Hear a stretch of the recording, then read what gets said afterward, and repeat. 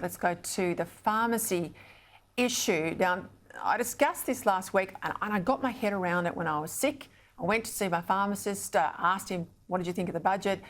I got a missive, and things that I had not really picked up, he knew in granular detail as in terms of the impact to his actual business. And I thought that was really important.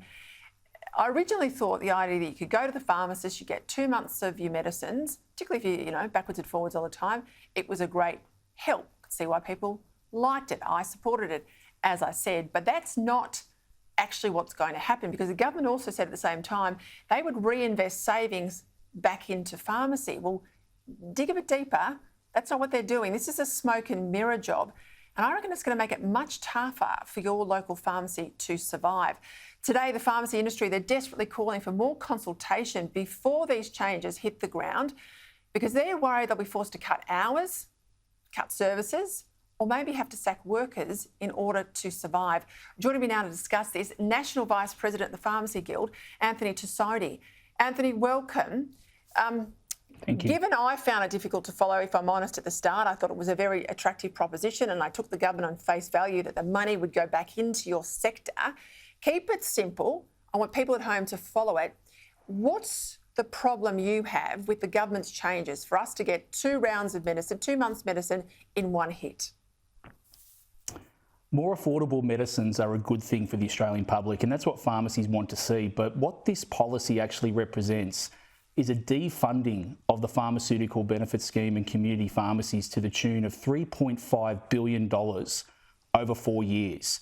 Now, if you want to make TAFE cheaper, you don't cut TAFE funding. If you want to make childcare cheaper, you don't cut childcare. But that's exactly what they're doing with community pharmacies. Over the next 4 years, a $3.5 billion cut in order to deliver this cost of living measure in their budget this year. It's being funded by your local pharmacy, local small business, and it's going to threaten their viability in terms of job losses, reduced trading hours, and a reduction in services that patients rely on in terms of free home deliveries, Webster packs for older people, and we're very concerned what it means for patients.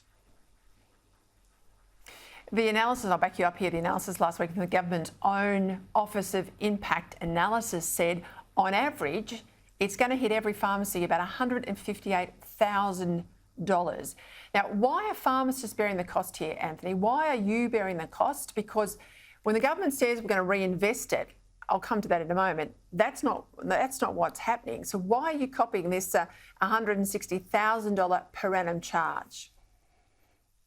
It's extraordinary. January the 1st, there was a lowering of the general co-payment on prescriptions from $42.50 to $30 that was funded through the Pharmaceutical Benefits Scheme, and that was a real win for patients. That's a more sensible way to make medicines more affordable. But this is just extraordinary that we're expecting local pharmacies and small businesses to cop a $160,000 a hit a year. On average, that's from the Department of Health's own impact analysis report that the Department of Prime Minister and Cabinet looked at. And that report actually was viewed by the Office of Impact Analysis to be lacking in consultation with the pharmacy sector. It fell short of good practice. The report itself identified a significant negative impact to the industry, little time to prepare for it, and a lack of consultation. This is not good policy development. This is a policy that only some people will benefit from, but everyone will suffer one way or the other. Yeah, look, we've just gone through the aged care one at the top of the show. It's similar to that. There's it sounds like it has merit. In the aged care case, it does have merit, but the implementation of it too fast, too hard, is what's causing all these problems. This line from the Minister, that the $3 billion odd savings would come back into your sector, well, that's a furphy, isn't it? Because a lot of that money is going back to fund the things that governments should fund for their own delivery, nothing to do with your pharmacies. And there's a little bit of money that goes into methadone programs in the pharmacy, but that'll only help you if you're an addict. Everything else is pharmacies funding government core business. It's not coming back to the local pharmacy near you. You're absolutely right. It is a furphy. It is smoke and mirrors, as you identified on the top. So the $1.3 billion in taxpayer savings that has been identified in the budget It's going back into programs that either we are currently delivering, so a status quo in terms of medicine management and adherence programs we currently do under our existing community pharmacy agreement. It's going towards $111 million for the digital health electronic prescription infrastructure. That's the government's own infrastructure to deliver electronic prescriptions. That's not a benefit to the pharmacy.